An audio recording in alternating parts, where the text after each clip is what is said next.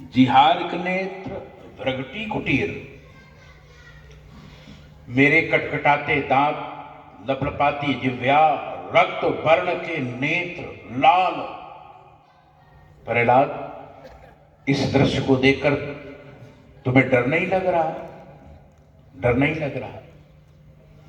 प्रहलाद जी ने एक ही उत्तर दिया। प्रहलाद जी कह रहे हैं कि प्रभु ये बताओ, जंगल का राजा कौन होता? बोला शेर। और कहा जब शेर गर्जना करता है, शेर जंगल में दौड़ता है, तो शेर का जो बच्चा है वो तो उछलने लगता है, वो तो खुश होता है। और जितने जंगल के जीव जंतु है डर करके भग जाते हैं, डर जाते हैं, पर बच्चा तो नहीं डरता है। प्रहलाद जी कह रहे हम तो आपके बच्चे हैं, हम क्यों डरे? सीधी सी बात, भगवान हमारे हैं, हम भगवान के। तदीयता त्वदीयता, ये भाव है। हम भगवान के हैं, भगवान हमारे हैं। एक बार भगवान राम और लक्ष्मण जी के पुष्प वाटिका में पुष्प चयन करते रहे। कुछ समय ज्यादा लग गया तो डरने लगे। तो किसी ने कहा तुलसीदास जी से कि जो परमात्मा को सारा संसार डरता है, ऐसे भगवान जो है गुरुदेव से डर रहे हैं, विश्वामित्र जी से डर रहे हैं। तो उन्होंने उत्तर दिया कि भजन प्रभाव डरावै सोई। का विश्वामित्र जी को नहीं डर रहे, सत्य तो है उनके भजन को डर रहे, उनके भजन को डर रहे। हाँ, बात सीधी सी यही है। देखो, हम भगवान को पाना चाहें, वर्तमान समय जो है ये कलयुग है। जिस कालखंड में हम लोग बैठे हैं, इस समय कलयुग लगा है, कलि का युग है, कलयुग है। और ऐसा उपाय बताया है, ऐसा माने ये कह लो प्रमाण आता है, सतयुग सब योगी विज्ञानी। सतयुग में सब योगी होते थे, ज्ञानी होते थे, विज्ञानी होते थे, और उनका कल्याण करि हरि ध्यान तरह भव प्राणी। उनका कल्याण होता था इसलिए कि वो योगी थे, ज्ञानी थे, विज्ञानी थे। त्रेता त्रिविध यज्ञ नर करही, प्रभु समर्पित कर्म भवत रही। और त्रेता युग जो जब आया तो नाना प्रकार के कर्मकांड यज्ञादि कर्म करके और नारायण स्वरूप भगवान को प्रसन्न करके अपना कल्याण करते थे। अब कलयुग आया तो कहते हैं कलयुग केवल हरि गुण गाहा। कलयुग केवल हरि गुण गाहा, गावत नर पावई भाव था। कलयुग में कहते हैं वर्तमान समय में जो है, इस समय की स्थिति यह है कि इस समय हम यज्ञ आदि नहीं कर सकते। त्रेता में भी बाधा आती। आप तो त्रेता में राक्षस आदि बाधा डालते थे, अब तो घर की समस्या है। घर में 4 लोग हैं, तो कुछ कहता है, कोई कुछ कहता है। तो कहने का मतलब यह है कि वर्तमान समय इस कलयुग में, इस समय हम वर्तमान समय कलयुग में बैठे हैं, और इस युग में भगवान को यदि पाना चाहें तो कहते हैं भगवान को पाने के लिए चार मार्ग हैं। 4 विकल्प हैं। 4 विकल्प कौन कौन से? एक तो कहते हैं नाम, दूसरा रूप, तीसरा लीला, चौथा धाम। नाम, रूप, लीला और धाम। माने वर्तमान समय में यदि हम अपना कल्याण चाहें इस कलयुग में, तो कहते हैं कि भगवान का भजन करके, भगवान का नाम लेकर के अपना हम कल्याण कर सकते हैं। हाँ हाँ, नाम की इतनी बड़ी महिमा है, और नाम की केवल कलयुग की नहीं है। यहां पर तो प्रहलादस्य तालधारी तरल गति च उद्धवा, भगवत में आया है कि प्रहलाद जी भी भगवान के नाम का संकीर्तन करते हैं और नाच रहे हैं। कैसे नाच रहे हैं? बोले ताली बजा रहे, माने प्रसन्न होकर तालियां बजा रहे हैं और भगवान के नाम का संकीर्तन करके नाच रहे। ये तो वर्तमान समय में हम देखते हैं ना। देखो हमारे यहां पुराण में जहां भी प्रमाण आया है तो वहां भगवान के नाम के संकीर्तन का आया है, भगवान के नाम का संकीर्तन। एक गौड़ी संप्रदाय के संत थे, अब तो शायद नहीं रहे, वो भगवान के नाम का कीर्तन इतना करते थे, इतना करते थे, रुदन करते थे, नाम भजन करते थे कि उनके जो कपड़े आदि थे वो सब भीग जाते थे ऐसे। तो प्रहलाद आदि जो है पहले भी भगवान के नाम का संकीर्तन करते करते, हाँ, प्रहलाद तो प्रहलाद है। मेरे कहने का मतलब यह है कि वर्तमान समय जो है, इस समय हम भगवान के नाम का भजन करें, नाम लें तो कल्याण हो सकता है। उसका एक कारण है, नाम में भेदभाव नहीं है, नाम में भेदभाव नहीं है। जैसे मान लो कोई व्यक्ति भगवान का भजन कर रहा है, बड़ी कड़ाके की ठंडी है, ठीक है, उस समय धूप भी निकल आई। अब वो व्यक्ति धूप में खड़ा हो गया, उसको अच्छी धूप लगी, माने सूर्य की अच्छी धूप लगी, गर्मी महसूस हुई। वहीं पर एक व्यक्ति शराब पिए खड़ा है, वहीं पर शराब पिए खड़ा है, वो भी धूप में खड़ा हो गया, तो क्या सूर्य देवता उसको अपनी गर्मी नहीं देंगे? उसको नहीं देंगे क्या? वहां भेदभाव नहीं है, वहां उसको भी गर्मी मिलेगी, सबको मिलेगी। मान लो वर्षा हो रही है और कोई व्यक्ति भगवान का बड़ा भक्त है, क्या उसके खेतों में होगी? और कोई भगवान का भक्त नहीं, उसके खेतों में नहीं होगी, उसके भी खेतों में। भगवान की जो कृपा है कैसी है? बोले सब पर मोरी बराबरी दया। भगवान की दया सबके ऊपर है, पर किसी को उसकी दया का अनुभव होता है, किसी को नहीं होता है। कारण, अच्छा एक बात है, जैसे मान लो बारिश हो रही है, अब इतनी कड़ाके की जोर से बारिश हो रही है, आपके पास कोई बर्तन है, सीधा रख दोगे तो बर्तन भर जाएगा, और सीधा नहीं रखोगे, उल्टा रख दोगे बर्तन को, तो चाहे जितनी वर्षा होती रहे, बर्तन में एक बूंद आने वाला नहीं है। क्यों नहीं आना है? उसका कारण यह है कि आपने बर्तन को सीधा नहीं, उल्टा रख दिया। भगवान की कृपा सबके ऊपर बराबर है, पर किसी को कृपा का अनुभव होता है और किसी को नहीं। उसका कारण है जो भगवान के सन्मुख है,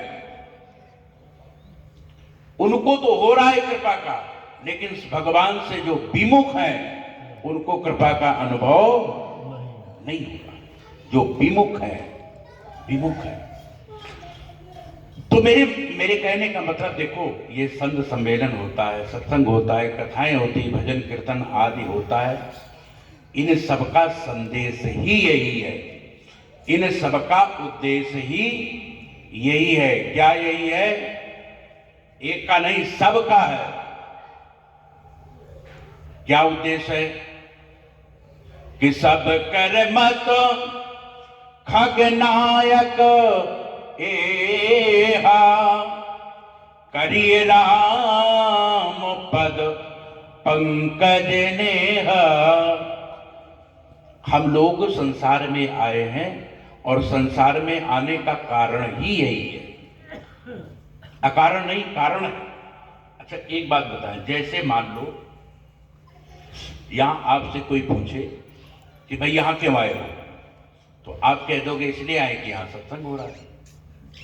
यही प्रश्न उलट करके किया जाए कि आप संसार में क्यों आए हो, तो उसका उद्देश्य यही होगा कि ये मनुष्य शरीर इसलिए मिला है कि इस शरीर के माध्यम से भगवान की प्राप्ति हो, और यदि इस शरीर के माध्यम से भगवान की प्राप्ति नहीं हुई तो ये मनुष्य शरीर पाना ही व्यर्थ है, फिर तो पाना ही व्यर्थ है।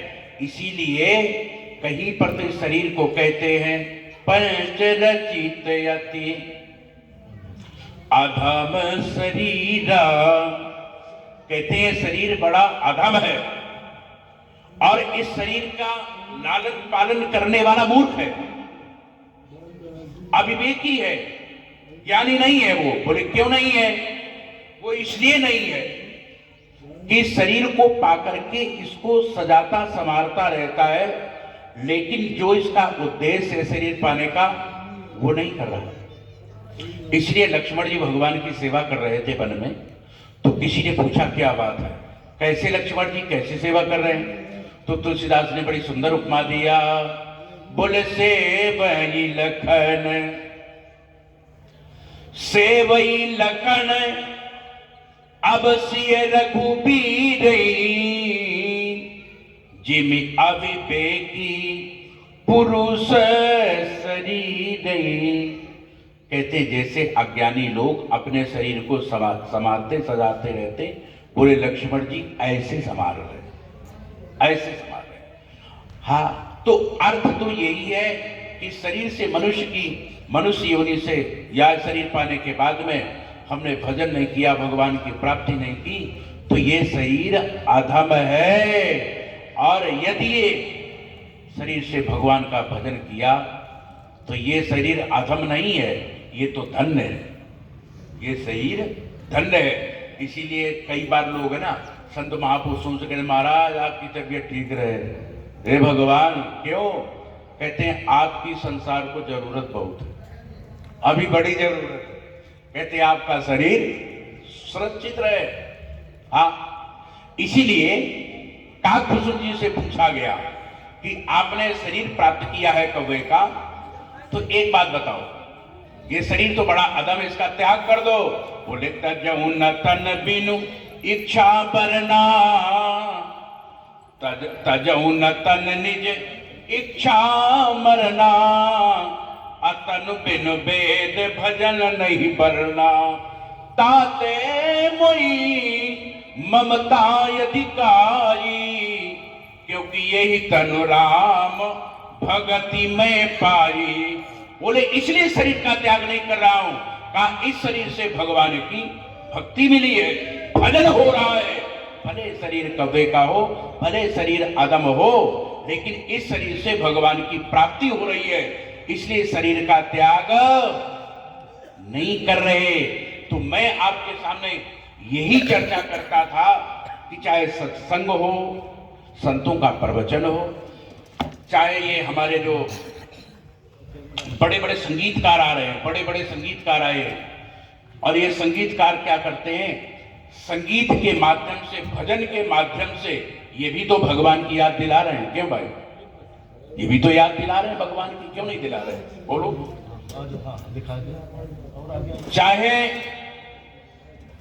चाहे आप माला ले लो, मेरी बात सुनो, माला लेके भगवान का भजन करो, चाहे प्रवचन सुनो, चाहे भगवान की कथा को सुनो, चाहे भजन कीर्तन सुनो, लक्ष्य तो एक ही है। कौन सा लक्ष्य है? वो है भगवान की प्राप्ति, भगवान के भजन में हमारा मन लगे।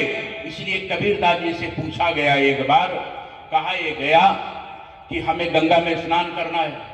कबीरदास जी से कहा गया कि हमें गंगा में स्नान करना है। बोले ठीक है, नहा लो। तो कबीरदास जी से कहा गया एक बात बताओ, घाट कौन सा बढ़िया है? पहले ये बताओ, घाट कौन सा अच्छा है ये बताओ, तो उस घाट में नहा लेंगे।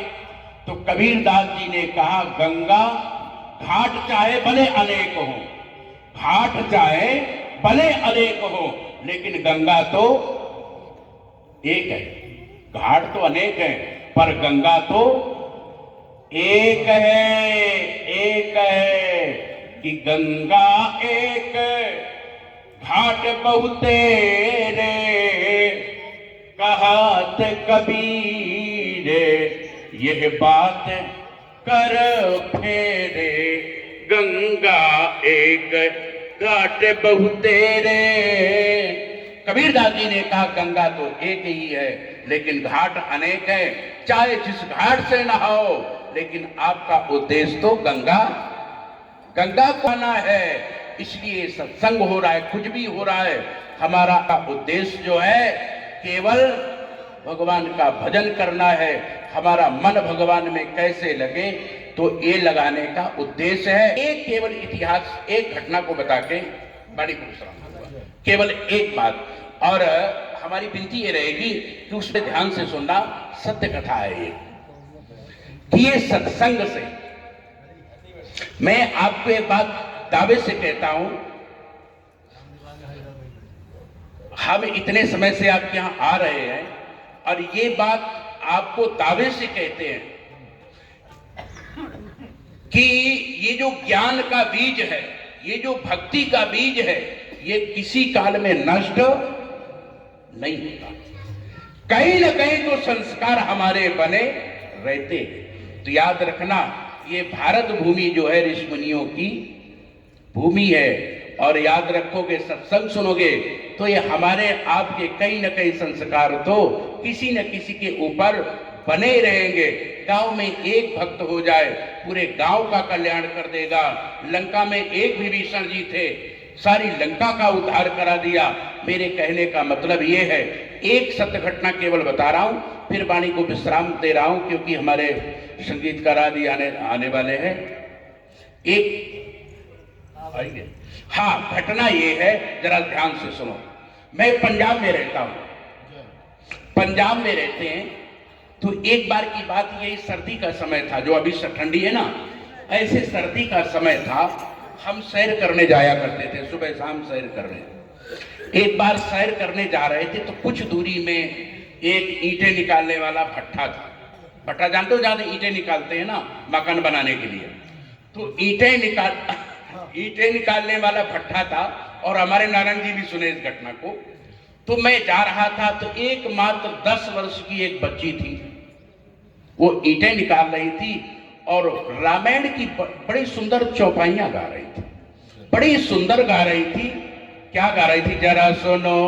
बोले यद्यपि ग्रह सेवको सेवकनी, विपुल सदा सेवा विधि गुणी।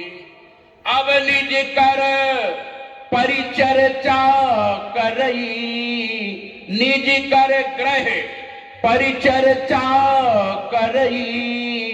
रामचंद्र आया सुअनुसरई। बड़ी सुंदर चौपाइयां वो बच्ची गा रही थी। मैंने सुना तो मेरे को रहा नहीं गया, मेरे को नहीं रहा गया। मैं वहां पहुंच गया और पहुंचने के बाद उस बच्ची से पूछूंगा, बेटा ये तुमको चौपाई कहां से है? बोले मेरे पिता ने सिखाया है। मैंने कहा पिता को बुलाओ, पिता भी पास में आ गया। अब मैंने कहा भाई ये बताओ, तुम चौपाइयां तो बड़ी सुंदर गा रहे हो, ये संस्कार तुम्हारे पड़े हुए है? बोले हाँ। हमने कहा इनका कुछ अर्थ जानते हो? इनका कुछ अर्थ भी जानते हो? तो उस व्यक्ति ने कहा, कहते महात्मा जी एक पहले आप इसका अर्थ बताओ, फिर हम बाद में बताएंगे। तो मैंने कहा ठीक है, हम बता दिया। तो मैंने उसको अर्थ बताया। मैंने कहा कि भाई देखो, महाराज दशरथ के यहाँ सेवक लोग बहुत हैं, अब बड़े निपुण गुणी हैं वहां पर। लेकिन ये सारा होने के बावजूद सीता जी अपने हाथ से सेवा करती है। मैंने कहा इसका अर्थ तो ये हुआ। उस व्यक्ति ने कहा, ईंटें निकालने वाले ने कहा, महात्मा जी इस अर्थ से समाज को संदेश क्या जाएगा, समाज को शिक्षा क्या मिलेगी? मैंने कहा बात तो आपकी सही है। तो मैंने कहा भाई आप उस अर्थ को बता दो। उस व्यक्ति ने इस चौपाई के अर्थ को बताया। उसने कहा याद रखना, इसका भाव ये है कि माता पिता की सेवा, गुरु की सेवा, भगवान की सेवा कभी नौकरों से नहीं करानी चाहिए, स्वयं करनी चाहिए। इसका संदेश समाज में ये जाता है, इसका अर्थ ये है। मैं बड़ा प्रभावित हुआ। मैंने कहा क्या बात है, ये तो ईंटें निकाल रहे मजदूर लोग हैं, लेकिन इनके अंदर कितने अच्छे भाव हैं। मैं वहां से चला आया आने के बाद में क्या हुआ, दूसरे दिन मेरे को नहीं रहा गया। दूसरे दिन मैंने क्या किया कि मेरे पास जो कपड़े वगैरह थे, कंबल वगैरह थे, मैंने कहा साधु ठहरा कौन मेरे आगे पीछे, मैं लेकर के और उनके पास पहुंच गया। मैं उनके पास पहुंच गया और उनसे मैंने कहा भाई तुम गरीब लोग हो, ले लो मेरे से। कहते महात्मा जी हम आपसे नहीं लेंगे। मैंने कहा भाई ले लो, ये सर्दी है, कंबल वगैरह ले लो। मैंने कहा देखो ना तुम्हारे कपड़े फटे। मैंने कहा तुम्हारे कपड़े वगैरह फटे, ले लो। उन्होंने जवाब दिया, कहा महात्मा जी हमारे कपड़े फटे हो सकते पर हमारे संस्कार नहीं फटे, हमारा धर्म नहीं फटा हुआ है, हमारे संस्कार नहीं फटे हैं। याद रखो, आप चाहे जहां जन्म हो, चाहे जिस धर्म में हो, चाहे जो कुछ भी करते रहे हो, कबीर दास जी तो कपड़ा बुनते थे, कबीर दास जी कपड़ा बुनते थे, भक्त रविदास जूते बनाते थे और गंगा को प्रकट कर दिया था कठौती में। तो मैं तो आपके सामने यही कहना चाहता हूं, यही पावन है इस देश की मिट्टी, तपोभूमि हर ग्राम है, हर बाला देवी की प्रतिमा, और यहाँ तो बच्चा बच्चा राम है। जय श्री राम, जय श्री राम, जय जय श्री राम। अब की बार 400